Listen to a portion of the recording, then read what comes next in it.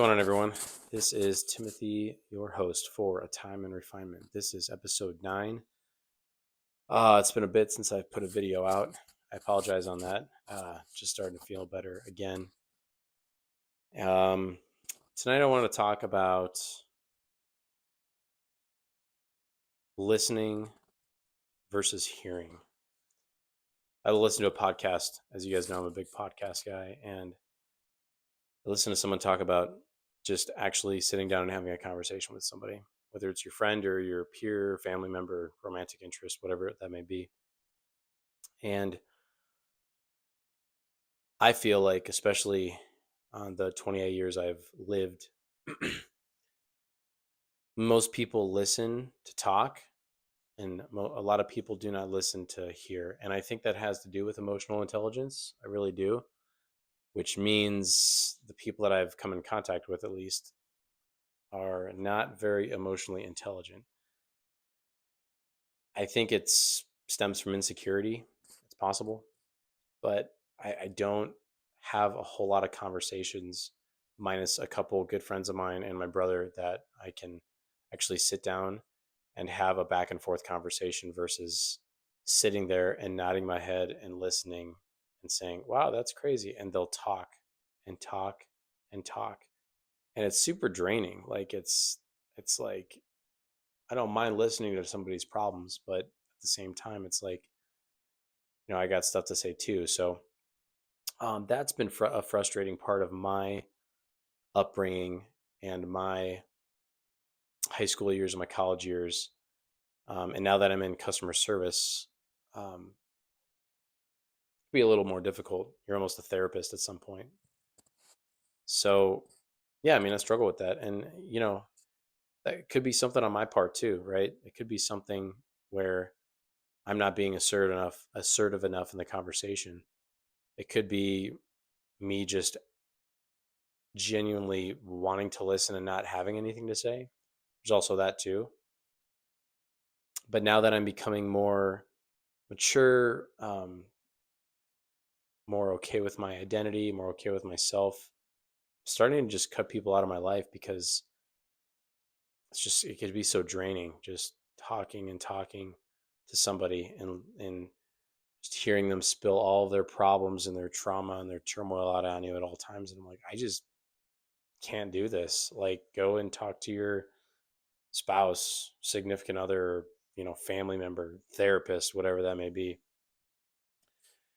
Um, so yeah, I mean, there's that aspect for sure, but at the same time, there's also the aspect of I have ran into people that did end up, quote unquote, trauma dumping, is what we call it now, on me, and I did my best to sit there and listen. And afterwards, they're like, "Man, I really appreciate you just listening and not trying to give me a whole lot of advice." And I'm like, "Yeah, no problem. I mean, it's definitely one of my stronger suits is just listening versus trying to butt in the conversation and immediately give some kind of advice or something." And I don't know. I don't know if it's a personality thing, but I do think we would have more genuine, deep conversations and relationships with our people we want to date and our close friends, because there's just not a lot of it, at least from what I see going on. People just are loud mouths and big mouths, and they want to talk and talk and talk. And I understand, like, you have things you have to get off your chest and you want someone to listen to you. But at the same time, the other aspect is, well, why don't you just sit down for once and just listen versus just hearing and immediately ready to start talking as soon as, sometimes not even for the other person to stop talking. Like, you'll interrupt them and then it's like this this spatting match, this war going on with words, and it's can be super overwhelming. So yeah, I just, think a lot. I think we need a lot more of that in society for sure. And that's one of the reasons why people are super depressed and lonely now, because I talk to a lot of people and they're like, yeah, I don't have any close friends. I'll talk to some people here and there, but it's mainly just me. And it's like super sad to me. That's super sad that people don't have close friends that they can talk to, you know, and it's frustrating because it took me a while to kind of get a couple ride or die homies, but again, it's less than five. And I don't think you can have more than five and be emotionally stable because you just get pulled in so many different directions. So people that have all these friends, again, I talked about this before, but people that have all these friends is just, they're not real relationships. They're not real. And if somebody doesn't care about you or your opinion, it's like, why are you even talking to this person? So yeah, I mean, it's two-sided, absolutely. And you'll know when you have a genuine friendship and a relationship. But man, it'd just be so draining, just listening to people and thinking you made a difference, and then sometimes you don't even talk to that person again. Like they used you for their, like an emotional check mark. Like, all right, cool, I feel better now that I got that off my chest, and then you just dump the other person, like a relationship, and it's like super. It's just super stressful and kind of can make you angry. Um, I reconnected with my childhood buddy for a couple years, and we talked pretty much every day for 2 years, banging on all cylinders with a lot of different topics and things we were struggling with. And all of a sudden, I kind of voiced my opinion on I was going to kind of take a separate route that he was. He's a pretty hardcore Christian, and I'm not necessarily in that camp. And I just told him, I'm like, I got some problems with it, and I told him kind of what I was struggling with and what I was dealing with, and he validated it for sure. But after that, it got ice cold, like super ice cold, and I'm like, wow, that was like the first time really that I kind of poured my heart out to him about what I was struggling with and what I wanted to do and how I felt lost. And again, he validated it, but I guess he just I guess he just took it personally. He took it personally and felt like it was going to be a detriment to his lifestyle.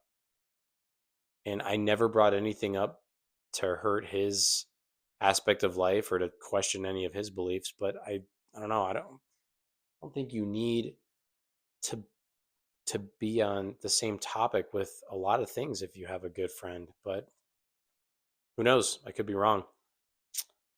And I talked to a peer of mine and told him these things, and he's like, it's really strange that he just kind of stopped talking to you after those things that you brought up. And I'm like, yeah, I feel like it's kind of weird too. He's like, even if you're not in the same camp as him with religion or anything like that, he's like, it's just very strange that he just stopped talking to you. And I'm like, yeah, whatever. I don't know. I thought about reaching out to him over the past couple months because it's been about 4 months, over 4 months since I haven't talked to him, like nothing. And thought about reaching out to him, but I don't know. Like, what would I do if I reached out? Am I trying to voice my concern that he doesn't care about?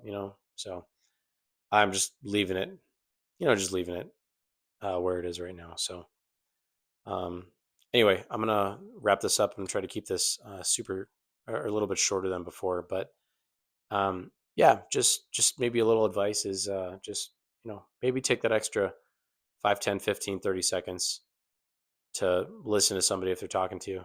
You don't have to sit down there and be their therapist.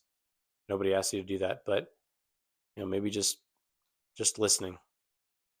You don't have to be emotionally invested in either. Just actually listening and actually caring about what they say is, I think, can um, go really big, especially in society right now where we're all on our phones and technology, and our dopamine is through the roof, and we can't concentrate and all these things. So, take that extra step and really try to listen to whoever's talking to you and not voice your concern.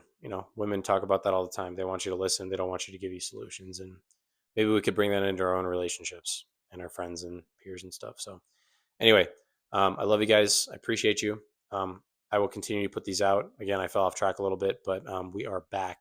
We are so back for sure. And I will continue to put these out. So I appreciate you guys listening. You're loved, you're cherished. Love you guys. And I'll catch you on the next episode.